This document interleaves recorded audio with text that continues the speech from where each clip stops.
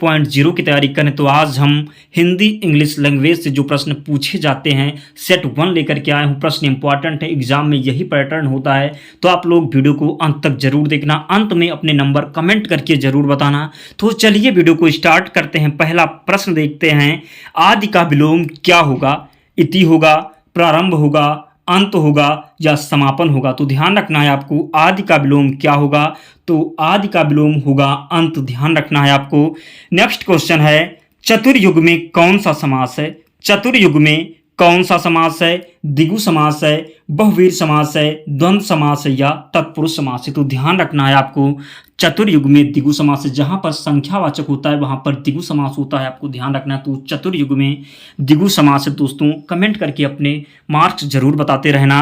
अगला प्रश्न है, नील कमल में कौन सा समास है? नील कमल में कौन सा समास है? तत्पुरुष समास, क्रमधारय समास, बहुवीर समास या द्वंद्व समास? तो नील कमल में क्रमधारय समास होगा। ध्यान रखना आपको, सही उत्तर होगा क्रमधारय समास। नील कमल में क्रमधारय समास होगा, ध्यान रखना है आपको। अगला प्रश्न है, हिंदी में स्वर कितने प्रकार के होते हैं?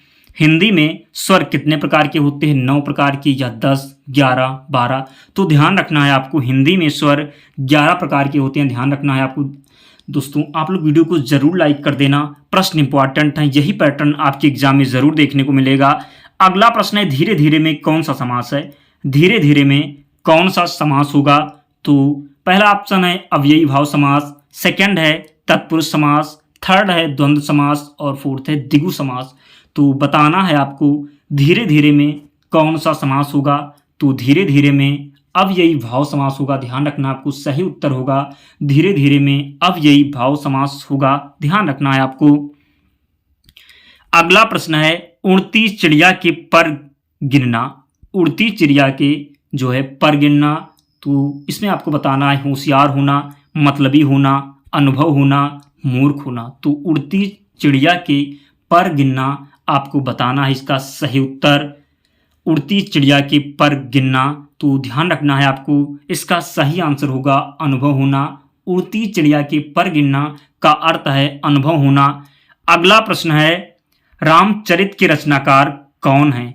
तो सही उत्तर आपको कमेंट करके जरूर बताना, अपने मार्क्स कमेंट करते रहना है।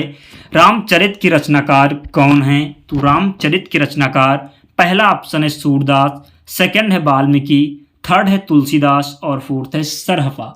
तो आपको ध्यान रखना है, रामचरित के रचनाकार हैं तुलसीदास जी। ध्यान रखना है आपको। दोस्तों अगर आपने अब तक वीडियो को लाइक नहीं किया है तो प्लीज़ आप लोग वीडियो को लाइक कर देना और कमेंट करके ज़रूर बताना कि आपको वीडियो कैसी लगी। हम आपको इसकी PDF भी प्रोवाइड करवाएंगे, तो आप लोग वीडियो को लास्ट तक जरूर देखना। अगला प्रश्न है, प्रेम सागर की रचना किसने की है? प्रेम सागर की रचना किसने की है? पहला ऑप्शन है सूरदास, सेकंड है लल्लू लाल और थर्ड है वाल्मीकि, फोर्थ है तुलसीदास। सही आंसर आपको जरूर कमेंट करके बताना है, प्रेम सागर की रचना किसने की है? तो प्रेम सागर की रचना लल्लू लाल के द्वारा की गई। किसके द्वारा? लल्लू लाल के द्वारा प्रेम सागर की रचना की गई है। ध्यान रखना है आपको। अगला प्रश्न है, राधा बहुत सुंदर है। राधा बहुत सुंदर है, इस वाक्य में विशेषण का चयन कीजिए। राधा बहुत सुंदर है, इस वाक्य में विशेषण का चयन कीजिए। सुंदर होगा, राधा होगा, बहुत होगा या इनमें से कोई नहीं? तो ध्यान रखना है आपको, राधा बहुत सुंदर है, इस वाक्य में विशेषण का चयन कीजिए। तो सही उत्तर होगा सुंदर। आपको ध्यान रखना है, राधा बहुत सुंदर है तो सुंदर विशेषण होगा। ध्यान रखना है आपको, तो सही आंसर होगा सुंदर। अगला प्रश्न है, वृक्ष पर पक्षी बैठे हैं। वृक्ष पर पक्षी बैठे हैं, इस वाक्य में कारक बताइए। वृक्ष पर पक्षी बैठे हैं, इस वाक्य में कारक बताइए। पहला ऑप्शन है कर्म कारक, सेकंड है अधिकरण कारक और थर्ड है संबोधन कारक, फोर्थ है अपादान कारक। तो सही आंसर आपको जरूर बताना है। तो जहां पर भी पर होता है तो आपको ध्यान रखना है, यहां पर अधिकरण कारक होगा। वृक्ष पर पक्षी बैठे हैं, तो सही उत्तर होगा अधिकरण कारक। इसका राइट आंसर होगा वृक्ष पर पक्षी बैठे हैं, तो सही उत्तर होगा अधिकरण कारक। ध्यान रखना है आपको। अगला प्रश्न है, जातिवाचक पुल्लिंग संज्ञा का चयन कीजिए। जातिवाचक पुल्लिंग संज्ञा का चयन कीजिए। चार ऑप्शन में से आपको सही उत्तर बताना है। जातिवाचक पुल्लिंग संज्ञा का चयन कीजिए। पहला ऑप्शन है चपरासी, सेकंड है मोहन, थर्ड है चावल और फोर्थ है हिमालय। तो सही उत्तर आपको कमेंट करके बताना है। जातिवाचक पुल्लिंग संज्ञा का चयन कीजिए। राइट आंसर होगा इसका चपरासी। ध्यान रखना है आपको, चपरासी सही उत्तर है। जातिवाचक पुल्लिंग संज्ञा जो है ये चपरासी है, ध्यान रखना है आपको। अगला प्रश्न है, बिहारी के क्या प्रसिद्ध हैं? बिहारी के क्या प्रसिद्ध हैं? पहला ऑप्शन है पद, दोहा, चौपाई या कविता। तो बिहारी के क्या प्रसिद्ध हैं? तो बिहारी के दोहे प्रसिद्ध हैं, ध्यान रखना आपको। सही उत्तर होगा दोहा। बिहारी के क्या प्रसिद्ध हैं? तो बिहारी के दोहा प्रसिद्ध है, आपको ध्यान रखना है। सही उत्तर होगा दोहा। दोस्तों लास्ट में आप लोग कमेंट करके जरूर बताना कितने प्रश्न 30 में से आपसे सही हो रहे। अगला प्रश्न है, किस काल को स्वर्ण काल कहा जाता है? किस काल को स्वर्ण काल कहा जाता है? पहला ऑप्शन है रीतिकाल, सेकंड है भक्ति काल, थर्ड है आदिकाल और फोर्थ है आधुनिक काल। तो सही उत्तर आपको बताना है किस काल को स्वर्ण काल कहा जाता है। तो स्वर्ण काल जो है ये भक्ति काल को कहा जाता है। किसे कहा जाता है स्वर्ण काल? भक्ति काल को स्वर्ण काल कहा जाता है, आपको ध्यान रखना है। अगला प्रश्न है, प्रश्नवाचक सर्वनाम का उदाहरण कौन सा है? प्रश्नवाचक सर्वनाम का उदाहरण कौन सा है? इनमें से आपको बताना है। चार ऑप्शन में से प्रश्नवाचक सर्वनाम का उदाहरण आपको बताना है। जो, कौन, आप, सो। आप लोग कमेंट करते रहना कौन से प्रश्न आपके सही हो रहे, कौन से गलत हो रहे।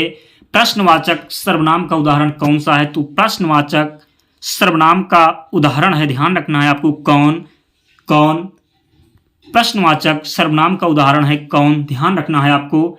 अगला प्रश्न है, मधुरिमा में कौन सा प्रत्यय लगा हुआ है? मधुरिमा में कौन सा प्रत्यय लगा हुआ है, आपको बताना है। मधुरिमा में कौन सा प्रत्यय लगा हुआ है? पहला ऑप्शन है रिमा, सेकंड है रिमा और थर्ड है इमा, फोर्थ है राइमा। तो इनमें से सही उत्तर आपको बताना है। मधुरिमा में कौन सा प्रत्यय लगा हुआ है? तो मधुरिमा में इमा प्रत्यय लगा हुआ। ध्यान रखना, प्रत्यय पीछे जुड़ता है और उपसर्ग आगे जुड़ता है, तो ध्यान रखना है आपको। सही उत्तर होगा मधुरिमा में कौन सा प्रत्यय होगा?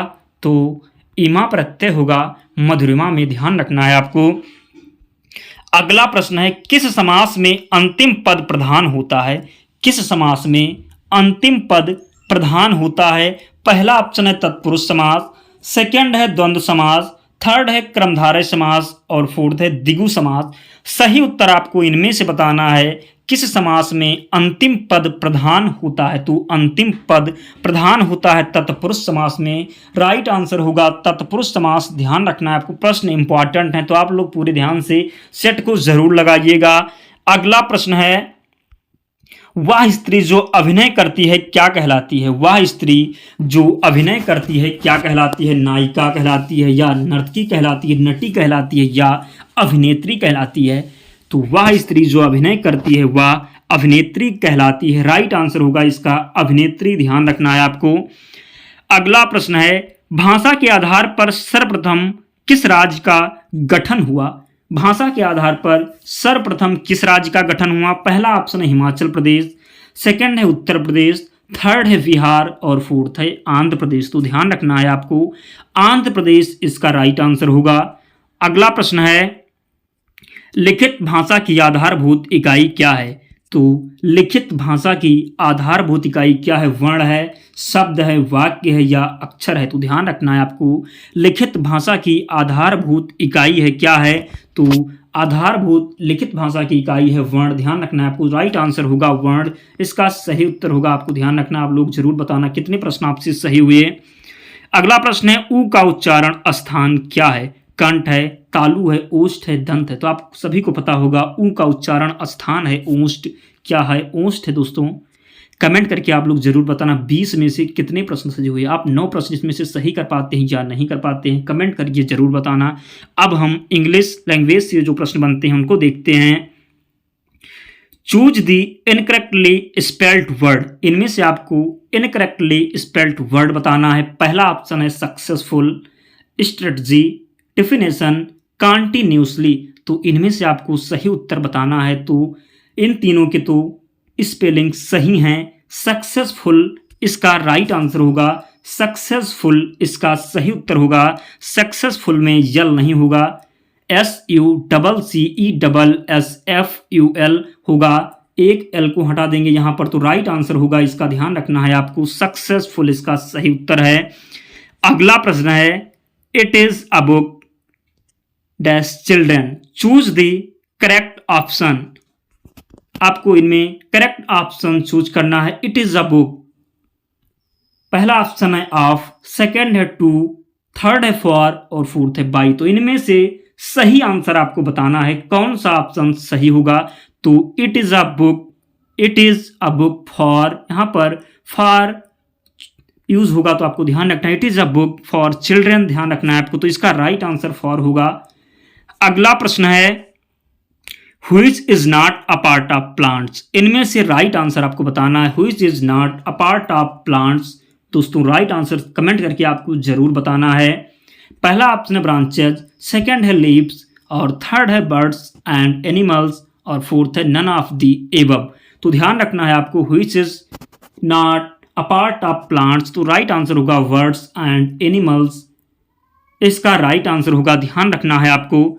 अगला प्रश्न है, has been studying 2 hour from since for, तो आप सभी को पता होगा यहां पर फॉर का यूज होगा, राइट आंसर फॉर होगा। अगला प्रश्न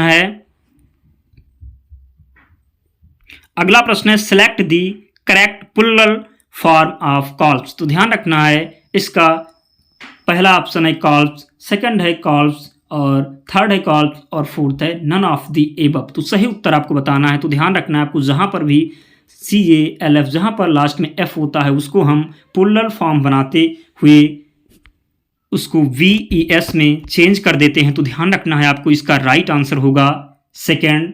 ध्यान रखना है आपको, select the correct plural form में इसका सही उत्तर होगा सेकंड ऑप्शन। ध्यान रखना है आपको दोस्तों, प्रश्न इंपॉर्टेंट है तो आपको ध्यान रखना है।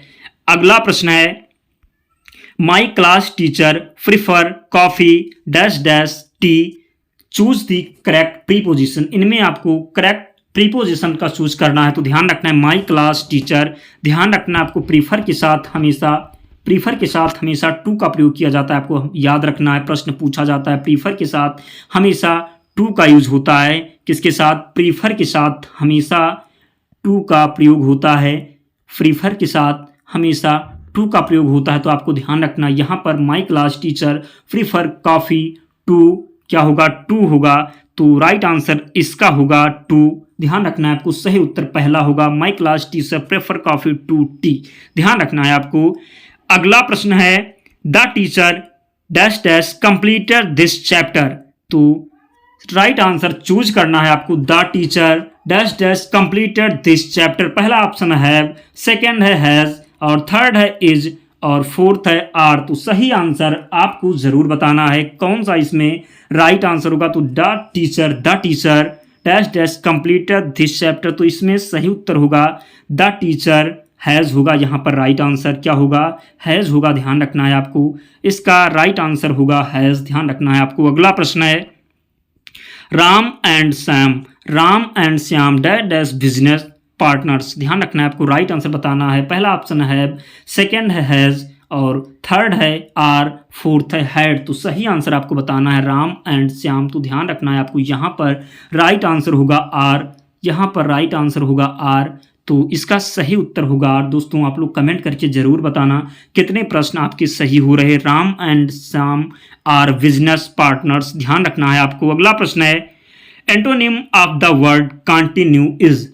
आपको एंटोनिम बताना है कंटिन्यू का। किसका? कंटिन्यू का। तो ध्यान रखना है, इसका राइट आंसर होगा, पहला ऑप्शन है रेगुलर, सेकंड है डिसकंटिन्यू और थर्ड है अप्रूव और फोर्थ है नन ऑफ द एबव। तो सही आंसर आपको बताना है। तो राइट आंसर आपको ध्यान रखना है, इसका राइट आंसर होगा antonym of the word continue. तो डिसकंटिन्यू सही उत्तर होगा। ध्यान रखना है आपको।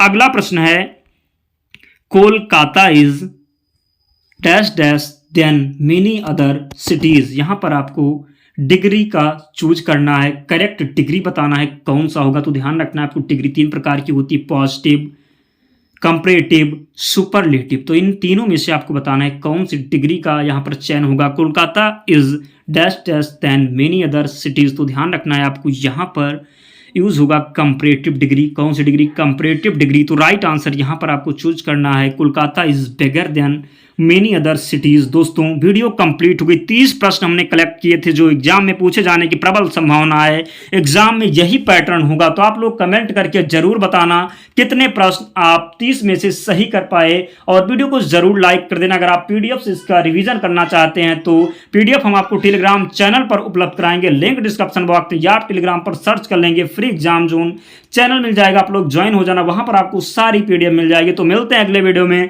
तब तक पढ़ते रहिए, ध्यान रखिए अपना, स्वस्थ और सुरक्षित रहिए। जय हिंद।